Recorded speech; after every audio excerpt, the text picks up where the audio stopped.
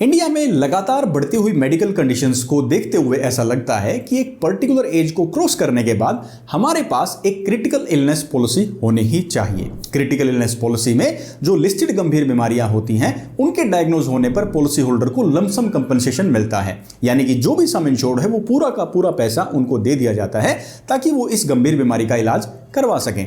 ज्यादातर जो critical illness plan है उनके अंदर ये जो लिस्ट है क्रिटिकल इलनेस की, ये काफी छोटी होती है, लेकिन एक ऐसा भी प्लान है जिसके अंदर आप 100 क्रिटिकल इलनेस यानी कि 100 गंभीर बीमारियों का कवरेज ले सकते हैं एक ही प्लान के अंदर। इस प्लान का नाम है टाटा AIG क्रिटी मेडिकेयर प्लान। इस प्लान को लेने की क्या एलिजिबिलिटी कंडीशंस है, यानी कौन कौन ये प्लान ले सकता है। इस प्लान के अंदर टोटल 3 सेक्शंस दिए गए हैं जिनके जरिए आप अलग अलग कवरेजेस ले सकते हैं। इनके क्या बेनिफिट्स हैं, क्या कवरेजेस हैं, वो आज के वीडियो में जानेंगे। और क्रिटिकल इलनेस की कवरेज होने के साथ साथ इस पॉलिसी के अंदर कैंसर के इलाज को भी कवर किया जा सकता है। उसके लिए हमें कौन सा ऑप्शन चूज करना होगा ये भी हम जानेंगे। इसके अलावा एक ऑप्शनल सेक्शन भी अलग से दिया गया है जिसमें कुछ सर्जरीज को कवर किया जाएगा। वो कौन कौन सी सर्जरीज हैं और क्या इस सेक्शन का बेनिफिट है वो भी हम जानेंगे। यानी टाटा AIG क्रिटी मेडिकेयर प्लान को बिल्कुल डिटेल में आज की वीडियो में हम रिव्यू करेंगे। तो अगर आप अपने लिए, अपने परिवार के किसी मेंबर के लिए एक क्रिटिकल इलनेस पॉलिसी देख रहे हैं तो टाटा AIG क्रिटी मेडिकेयर प्लान को आपको एक बार जरूर समझना चाहिए। देरी नहीं करते हैं और फटाफट से इस वीडियो को शुरू करते हैं। टाटा AIG क्रिटी मेडिकेयर प्लान के अंदर आपको टोटल 3 सेक्शंस मिलते हैं। सेक्शन A कवर करेगा क्रिटिकल इलनेस को, यानी जो गंभीर बीमारियां हैं वो सेक्शन A के तहत कवर की जाएंगी। सेक्शन B कवर करेगा कैंसर के इलाज को, इसीलिए इस सेक्शन का नाम है कैंसर 360 डिग्री। और सेक्शन C कवर करेगा हॉस्पिटल कैश को, यानी कि जितने दिन पेशेंट एडमिट रहता है इलाज के खर्च के अलावा उन्हें कुछ एक्स्ट्रा डेली का कैश बेनिफिट भी मिलेगा, वो सेक्शन C के तहत कवर किया जाएगा। इन तीनों के अलावा एक ऑप्शनल सेक्शन B है, सेक्शन D, जो कि वेल इंश्योरेंस बेनिफिट है, उसके अंदर कुछ सर्जरीज कवर की जाती हैं। तो ये 4 सेक्शंस टोटल इसके अंदर हैं। इन सभी सेक्शंस के बेनिफिट्स को हम बिल्कुल डिटेल में समझेंगे, लेकिन सबसे पहले इनको लेने की एलिजिबिलिटी कंडीशंस को एक बार डिस्कस कर लेते हैं। इस प्लान को लेने की एलिजिबिलिटी में सबसे पहली कंडीशन आती है एंट्री एज की, यानी मिनिमम और मैक्सिमम एंट्री एज क्या रहेगी। अगर आप सेक्शन A का कवरेज लेना चाहते हैं, यानी क्रिटिकल इलनेस गंभीर बीमारियों का कवरेज लेना चाहते हैं, तो एंट्री एज रहेगी from minimum 18 years to maximum 65 years. अगर आप सेक्शन B का कवरेज चाहते हैं जिसमें कैंसर का इलाज कवर किया जाएगा, तो मिनिमम एज रहेगी फ्रॉम 91 डेज टू 65 ईयर्स। अगर आप हॉस्पिटल कैश का बेनिफिट लेना चाहते हैं तो भी मिनिमम एज रहेगी 91 days and maximum age limit is 65 years. और अगर आप ऑप्शनल बेनिफिट यानी कि सेक्शन D चूज करते हैं तो मिनिमम एंट्री एज रहेगी 18 years and maximum entry age is 65 years. इस एज बैंड के अंदर ही आपको ये पॉलिसी लेनी होगी जो भी सेक्शन आप अपनी कवरेज के लिए चूज करते हैं। अब बारी आती है प्लान टाइप डिस्कस करने की, यानी किस तरह की पॉलिसी आप ले सकते हैं। तो यहां पर आपके पास 2 ऑप्शंस अवेलेबल हैं। इंडिविजुअल प्लान आप ले सकते हैं, अगर आप अपने खुद के लिए पॉलिसी लेना चाहते हैं तो आप ये ले सकते हैं। अगर आप बाकी फैमिली मेंबर्स को भी इस पॉलिसी में ऐड करना चाहते हैं तो सबके लिए अलग अलग सम इंश्योर्ड आपको लेना होगा, यानी मल्टी इंडिविजुअल पॉलिसी आप ले सकते हैं। क्योंकि क्रिटिकल इलनेस डायग्नोज होना किसी एक स्पेसिफिक मेंबर को कवरेज देगा, तो सबका सम इंश्योर्ड भी आपको अलग अलग ही चूज करना होगा। अब टेन्योर की बात करते हैं कि कितने टाइम की पॉलिसी आप एक साथ ले सकते हैं। तो 1 साल, 2 साल और 3 साल का ये क्रिटी मेडिकेयर प्लान आप चूज कर सकते हैं। अगर आप लॉन्ग टर्म पॉलिसी लेते हैं 2 साल की तो आपको 5% का लॉन्ग टर्म डिस्काउंट मिलता है, और अगर आप 3 साल की पॉलिसी लेते हैं तो आपको 10% का लॉन्ग टर्म पॉलिसी डिस्काउंट मिलेगा। इस प्लान को कब तक आप रिन्यू कर सकते हैं, तो इस पर कोई भी एज लिमिट नहीं है, आप लाइफ लॉन्ग इस पॉलिसी को रिन्यू कर सकते हैं। लेकिन एंट्री करते टाइम ध्यान रखिए जो एंट्री एजेस बताई गई है तभी आपको ये प्लान चूज करना होगा। अब क्योंकि क्रिटिकल इलनेस की कवरेज है, गंभीर बीमारियों की कवरेज है और सम इंश्योर्ड बड़ा भी हो सकता है, तो क्या किसी पॉलिसी होल्डर को मेडिकल चेकअप से गुजरना होगा। इसके लिए कंपनी ने क्राइटेरिया डिफाइन किया है। अगर आप सेक्शन A की कवरेज लेते हैं जिसके अंदर क्रिटिकल इलनेस का कवरेज आपको मिलता है और पॉलिसी होल्डर की एज 46 ईयर्स से ज्यादा है, तो इंश्योरेंस कंपनी मेडिकल चेकअप करवा सकती है। अब इसका खर्चा कौन पे करेगा। अगर इंश्योरेंस कंपनी आपका प्रपोजल एक्सेप्ट करती है, यानी वो आपको पॉलिसी देने के लिए तैयार है, तो इस मेडिकल खर्च का आधा पैसा इंश्योरेंस कंपनी बियर करेगी और आधा हमें पे करना होगा। इसके अलावा जो भी एज ग्रुप है या सम इंश्योर्ड है या कोई अलग सेक्शन की कवरेज है, उसके लिए टेलीमेडिकल हो सकता है जिसमें फोन पर आपसे आपकी मेडिकल कंडीशंस पूछी जा सकती हैं। एलिजिबिलिटी कंडीशंस को डिस्कस करने के बाद अब बारी आती है सभी सेक्शंस की कवरेज को समझने की। सबसे पहले सेक्शन A को डिस्कस करेंगे जिसके अंदर क्रिटिकल इलनेस की कवरेज आपको मिलेगी। तो पहला पॉइंट है यहां पर सम इंश्योर्ड का, कितने रुपए का कवरेज हम ले सकते हैं। इसके लिए मिनिमम जो ऑप्शन है वो है 5 लाख रुपीस और मैक्सिमम 2 करोड़ रुपीस तक का सम इंश्योर्ड आप सेक्शन A की कवरेज के लिए चूज कर सकते हैं। सेक्शन A के अंदर जैसा आप जानते हैं क्रिटिकल इलनेस का कवरेज है तो यहाँ पर थोड़ी सी फ्लेक्सिबिलिटी देते हुए इंश्योरेंस कंपनी ने दो चॉइसेस आपको दी हैं। पहली चॉइस है स्मार्ट सेंचुरी प्रीमियर प्लान, जिसके अंदर 100 क्रिटिकल इलनेस का कवरेज आपको मिलेगा, और जो दूसरा प्लान है वो है स्मार्ट हाफ सेंचुरी प्लान, जिसके अंदर 50 क्रिटिकल इलनेस जो है उनका कवरेज आप ले सकते हैं सेक्शन ए के तहत। आपको पॉलिसी लेते टाइम ये एक सेक्शन चूज करना होगा, जो भी आप इसमें से वेरिएंट चूज करेंगे उतने ही नंबर ऑफ जो ये क्रिटिकल इलनेस है वो आपके प्लान में कवर्ड हो जाएंगी। ये 50 और जो 100 क्रिटिकल इलनेस है ये कौन सी है, इसकी पूरी लिस्ट प्लान के पॉलिसी वर्डिंग्स के पीडीएफ में दी गई है, और इस पीडीएफ का लिंक मैंने आपके लिए इसी वीडियो के डिस्क्रिप्शन में दे दिया है। आप ये वीडियो देखने के बाद उस पर क्लिक करके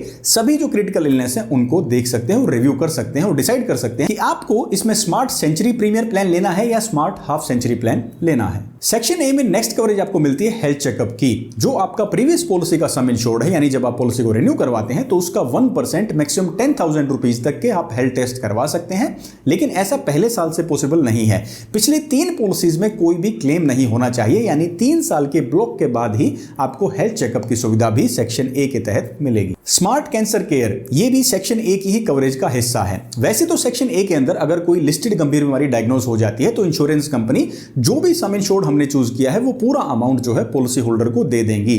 स्मार्ट कैंसर केयर ये कहता है कि अगर कैंसर डायग्नोज होता है तो उस अमाउंट के अलावा कुछ एक्स्ट्रा पैसे भी आप कंपनी से क्लेम कर सकते हैं। वो डिपेंड करेगा कि कैंसर किस स्टेज का डायग्नोज किया गया है। अगर ये स्टेज 1 कैंसर है तो 20% of some insured insurance company से क्लेम किया जा सकता है। अगर सेकंड स्टेज का कैंसर डायग्नोज किया जाता है तो सम इंश्योर्ड का 30%, और अगर थर्ड स्टेज का कैंसर डायग्नोज किया जाता है तो सम इंश्योर्ड का 50% तक अमाउंट अलग से क्लेम किया जा सकता है। ये over and above some insured है, यानी जो क्रिटिकल इलनेस का सम इंश्योर्ड आपने चूज किया है ये उसके अलावा है अगर कैंसर डायग्नोज होता है तो।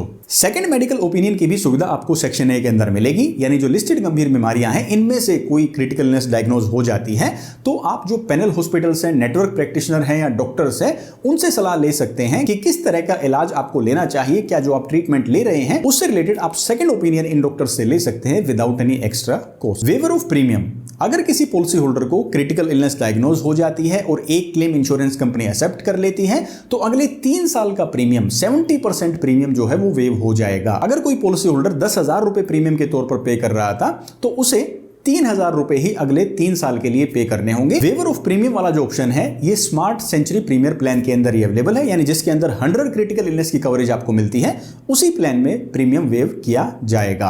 अब जनरली जो क्रिटिकल इलनेस पॉलिसीज होती हैं उनके अंदर अगर एक बार क्लेम आ जाता है तो वहीं पर पॉलिसी खत्म हो जाती है, पॉलिसी डिसकंटिन्यू कर दी जाती है। एक बार इंश्योरेंस कंपनी ने क्लेम दे दिया, आगे पॉलिसी नहीं चलेगी।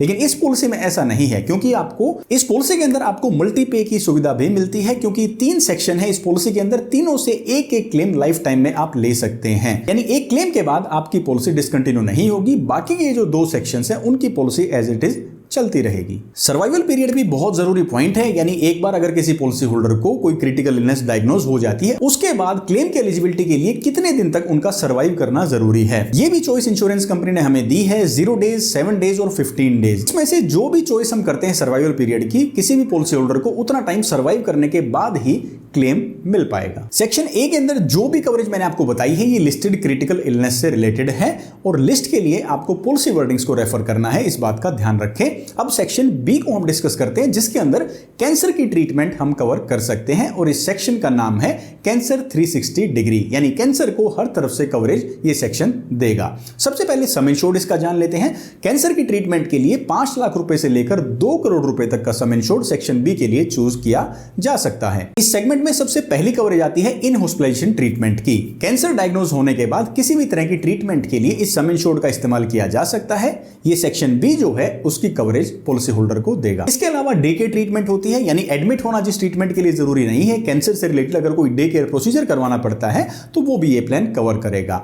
होम केयर ट्रीटमेंट की भी सुविधा सेक्शन बी के अंदर अवेलेबल है, यानी अगर कोई पॉलिसी होल्डर जिसको कैंसर डायग्नोज हुआ है वो इंश्योरेंस कंपनी के अप्रूवल के बाद घर पर इलाज लेना चाहता है तो उसका भी कवरेज सेक्शन बी के अंदर उन्हें मिलेगा। कीमोथेरेपी एंड रेडियोथेरेपी, क्योंकि ये कैंसर की ट्रीटमेंट से ही रिलेटेड है तो इनका भी इलाज सेक्शन बी के अंदर कवर किया जाएगा। एडवांस ट्रीटमेंट यानी मॉडर्न ट्रीटमेंट्स की कवरेज इस सेक्शन में मिलेगी। बिल्कुल, जो ये लिस्टेड मॉडर्न ट्रीटमेंट्स हैं जो अभी आपको स्क्रीन पर दिखाई दे रही हैं, अगर ये कैंसर के इलाज के लिए इस्तेमाल की जाती हैं तो सेक्शन बी के अंदर इनका भी कवरेज पॉलिसी होल्डर को जरूर मिलेगा। इसके अलावा हाई एंड डायग्नोस्टिक की कवरेज भी सेक्शन बी के अंदर मिलेगी। अगर कैंसर डायग्नोज होने के बाद कुछ हाई एंड डायग्नोस्टिक ओपीडी के तौर पर करवाने पड़ते हैं, 25 25,000 पर ईयर की लिमिट मिलेगी हाई एंड डायग्नोस्टिक टेस्ट करवाने के लिए, अगर ये कैंसर के ट्रीटमेंट का हिस्सा है, और ओपीडी के तौर पर भी ये टेस्ट करवाए जा सकते हैं। साइकेट्रिक काउंसलिंग को भी सेक्शन बी के अंदर कवर किया गया है। कैंसर डायग्नोज होने के बाद अगर कोई पॉलिसी होल्डर ट्रॉमा फेस करता है और उन्हें साइकेट्रिक काउंसलिंग लेनी पड़ती है तो 8 काउंसलिंग सेशंस के लिए 2,000 रुपए पर सेशन के आप क्लेम कर सकते हैं। इसके अलावा ग्लोबल कवरेज की सुविधा भी इस सेक्शन के अंदर मिलेगी। कैंसर अगर इंडिया में डायग्नोज हुआ है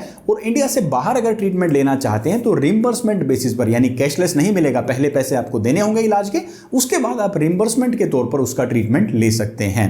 pre and post hospitalisation expenses, अगर कैंसर के इलाज के लिए पेशेंट एडमिट होता है तो 60 डेज ऑफ प्री हॉस्पिटलाइजेशन और 90 डेज ऑफ पोस्ट हॉस्पिटलाइजेशन यानी डिस्चार्ज होने के बाद के खर्चे और एडमिट होने से पहले खर्चे इतने दिन तक के कवर किए जाएंगे अगर ये कैंसर के ट्रीटमेंट से रिलेटेड है तो। सेक्शन बी के अंदर कैंसर से जुड़ा हुआ अगर कोई ऑर्गन ट्रांसप्लांट करना पड़ता है तो उसके एक्सपेंसेस भी इस सेक्शन में कवर हो जाएंगे। नेक्स्ट कवरेज है ट्रांसपोर्टेशन एक्सपेंसेस। अगर एम्बुलेंस का इस्तेमाल नहीं होता है या अवेलेबल नहीं होती है तो 500 रुपीज पर ट्रिप और पर डे के अंदर 2 ट्रिप की जा सकती है और पूरी पॉलिसी के अंदर 10 ट्रिप्स अलाउड हैं। इतना कंपनसेशन पेशेंट को हॉस्पिटल ले जाने के लिए और लाने के लिए किया जा सकता है अदर देन एम्बुलेंस। अगर किसी इमरजेंसी में या लाइफ थ्रेटनिंग कंडीशन में कैंसर के इलाज से रिलेटेड एम्बुलेंस का इस्तेमाल होता है तो 5,000 रुपीज पर हॉस्पिटलाइजेशन का क्लेम एम्बुलेंस के लिए भी किया जा सकता है।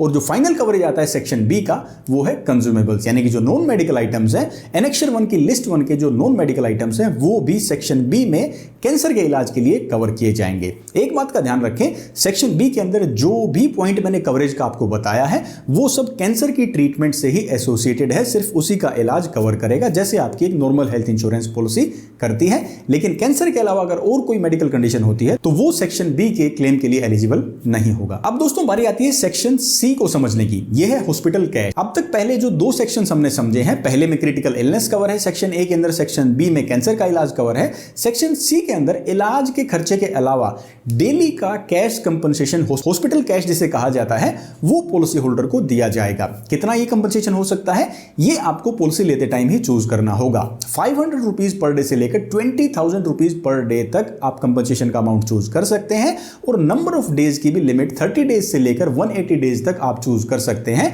कितने दिनों के लिए पूरे साल के अंदर आपको कवरेज चाहिए वो आपको पॉलिसी लेते टाइम ही चूज करना होगा। जितने maximum number of days per year की कंपनसेशन रहेगी उतना ही ज्यादा आपका प्रीमियम सेक्शन सी की कवरेज के लिए बढ़ जाएगा। तो सबसे पहली कवरेज आती है इन पेशेंट हॉस्पिटल कैश, यानी जितने ये दिन के लिए कोई पॉलिसी होल्डर एडमिट रहता है डेली का उनको वो अमाउंट मिलेगा for maximum n number of days जो आपने चूज किए हैं जब तक वो एडमिट रहते हैं। ये आपको डिसाइड करना है डेली का आपको कितना अमाउंट का प्रीमियम पे करना। इसके अलावा प्रोलॉन्ग हॉस्पिटलाइजेशन कैश भी आपको मिलता है, यानी जब पॉलिसी होल्डर 10 दिन या उससे ज्यादा के लिए हॉस्पिटलाइज हो जाता है तो 10,000 rupees once in a year की जो लिमिट है प्रोलॉन्ग हॉस्पिटलाइजेशन के लिए, लंबी हॉस्पिटलाइजेशन के लिए, वो पॉलिसी होल्डर को इंश्योरेंस कंपनी की तरफ से मिलेगी। आईसीयू कैश बेनिफिट, अगर कोई पॉलिसी होल्डर ट्रीटमेंट के लिए आईसीयू के अंदर एडमिट है तो जो आपकी डेली कैश लिमिट है उसका double amount number of days in ICU के लिए पॉलिसी होल्डर क्लेम कर सकते हैं। Next coverage is accidental hospitalisation cash benefit, यानी एक्सीडेंट के बाद कोई पॉलिसी होल्डर इलाज के लिए हॉस्पिटल में एडमिट होता है तो जो डेली की हॉस्पिटल कैश लिमिट है उसका 2 टाइम्स वो क्लेम कर सकते हैं जितने दिन तक वो इलाज के लिए हॉस्पिटल में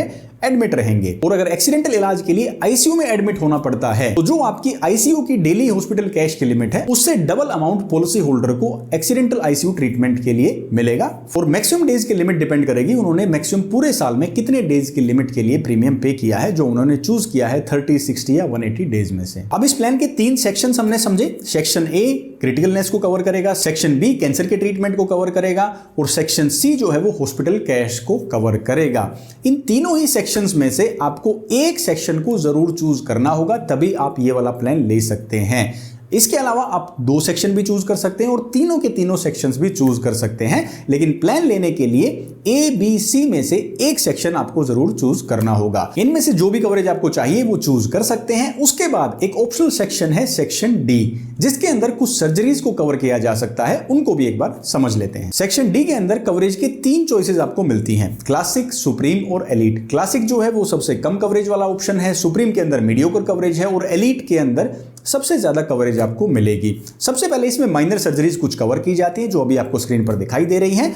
आपके वेरिएंट के हिसाब से जो आपने क्लासिक, सुप्रीम और एलीट में से चूज किया है, आपको कितना कवरेज मिलेगा वो आपको अभी स्क्रीन पर दिखाई दे रहा है। इसके साथ साथ कुछ मेजर सर्जरीज भी कवर की जाएंगी। उनका अमाउंट भी आपके वेरिएंट पर ही डिपेंड करेगा कि पर सर्जरी कितना लमसम अमाउंट आप क्लेम कर सकते हैं। माइनर और मेजर दोनों सर्जरीज के लिए 90 डेज का वेटिंग पीरियड है, यानी जब आप पॉलिसी खरीदते हैं और आपने सेक्शन डी चूज किया है जो कि ऑप्शनल कवर है, तो आपको 90 डेज के बाद ही इनकी कवरेज मिलेगी। इसके अलावा पोस्ट ऑपरेटिव फिजियोथेरेपी की भी कवरेज इसके अंदर है, यानी कोई ऑपरेशन हो जाता है और उसके बाद पॉलिसी होल्डर को फिजियोथेरेपी की जरूरत पड़ती है तो उसका भी कवरेज सेक्शन डी के अंदर लिया जा सकता है। और इसके अलावा एम्बुलेंस की भी कवरेज जो है वो सेक्शन डी के अंदर ली जा सकती है। सेक्शन डी के बाद एक और ऑप्शनल कवर है सेक्शन ई के अंदर जो आता है, वो है पर्सनल एक्सीडेंटल कवर। ये आप सेक्शन ए यानी क्रिटिकल इलनेस वाले सेक्शन के साथ ही ले सकते हैं, जिसमें पॉलिसी होल्डर का 3 लाख रुपए का पर्सनल एक्सीडेंटल इंश्योरेंस हो जाता है। सेक्शन बी या सेक्शन सी अगर आपने चूज किया है तो ये आपके लिए अवेलेबल नहीं है। अब पांचों ही सेक्शंस को समझने के बाद 3 जो हैं वो बेस सेक्शंस हैं जिनमें से आपको चॉइस करनी होगी, और 2 ऑप्शनल सेक्शंस हैं section D and section E. इनको समझने के बाद अब इनका वेटिंग पीरियड भी एक बार समझ लेते हैं कि किस सेक्शन का कवरेज आपको कितने टाइम के बाद मिलेगा। सबसे पहले इनिशियल वेटिंग पीरियड को एक बार जान लेते हैं। अगर आप सेक्शन ए चूज करते हैं क्रिटिकल इलनेस की कवरेज के लिए तो 90 डेज का वेटिंग पीरियड रहेगा, यानी पहले 90 दिन के अंदर कोई भी क्रिटिकल इलनेस अगर डायग्नोज हो जाती है तो वो कवर नहीं की जाएगी। अगर आप सेक्शन बी चूज करते हैं जिसमें कैंसर का ट्रीटमेंट कवर है, कैंसर 360 डिग्री अगर आप सेक्शन लेते हैं तो उसके अंदर भी 90 डेज का वेटिंग पीरियड है। पहले 90 दिन के अंदर अगर कैंसर डायग्नोज हो जाता है तो पॉलिसी की कवरेज काम नहीं करेगी। सेक्शन सी के लिए 30 डेज का वेटिंग पीरियड है। हॉस्पिटल कैश के लिए सिर्फ 30 दिन ही वेट करना होगा। उसके बाद अगर कोई हॉस्पिटलाइजेशन हो जाती है तो डेली कैश का अमाउंट जो है वो क्लेम किया जा सकता है। अगर कोई प्री एग्जिस्टिंग डिजीज है किसी पॉलिसी होल्डर को तो उसका वेटिंग पीरियड रहेगा 48 मंथ्स यानी कि 4 साल का। और स्पेसिफिक डिजीज क्योंकि सेक्शन ए के अंदर कवर नहीं होगी क्योंकि वो सिर्फ क्रिटिकल इलनेस को कवर करता है, सेक्शन बी के अंदर भी कवर नहीं होगी क्योंकि वो कैंसर को कवर करता है, सिर्फ सेक्शन सी के लिए इसका कवरेज आप ले सकते हैं स्पेसिफिक डिजीज का। उसका वेटिंग पीरियड रहेगा 24 मंथ्स का। तो इतने वेटिंग पीरियड के बाद ही क्लेम की एलिजिबिलिटी इस प्लान के अंदर बनेगी। तो दोस्तों ये हमने समझा टाटा एआईजी का क्रिटी मेडिकेयर प्लान। अब अगर हमें कोई क्रिटिकल इलनेस प्लान लेना है और हम इस प्लान को फाइनलाइज करते हैं सपोज, और कोई हमें ये प्लान समझाता है या हमें कुछ बेचने की कोशिश करता है, तो हमें पहले से पता है कि इस प्लान के अंदर क्या सेक्शंस हैं, किसका पैसा हमें पे करना है और क्या कवरेज हमें चाहिए है। जो डिसीजंस हम जितनी ज्यादा क्लैरिटी के साथ लेंगे उनका सेटिस्फेक्शन इंडेक्स भी उतना ही ऊपर होता है, यानी उनसे उतना ही ज्यादा हम खुश और संतुष्ट रहते हैं। इस वीडियो को बनाने का मेरा एक ही मकसद था कि इस प्लान के बारे में मैं आपके लिए ज्यादा से ज्यादा क्लैरिटी क्रिएट कर पाऊं, और अगर आपको लगता है मैंने ऐसा किया है तो अपना प्यार और सपोर्ट दिखाने के लिए आप वीडियो को लाइक और शेयर कर सकते हैं। इसी तरह के इंफॉर्मेटिव वीडियोस आप फ्यूचर में भी देखना चाहते हैं तो चैनल को सब्सक्राइब जरूर करें। अगर आप क्रिटिकल इलनेस की हेल्थ इंश्योरेंस कवरेज से जुड़ी हुई बहुत ही जरूरी इंफॉर्मेशन देखना चाहते हैं तो इस वीडियो पे क्लिक करके पूरी जानकारी देख सकते हैं। मैं हरविंदर सिंह अब आपसे लेता हूं इजाजत। मिलूंगा आपसे अगले वीडियो में, तब तक के लिए आप अपना ख्याल रखिए, खुश रहिए और स्वस्थ रहिए। जय हिंद।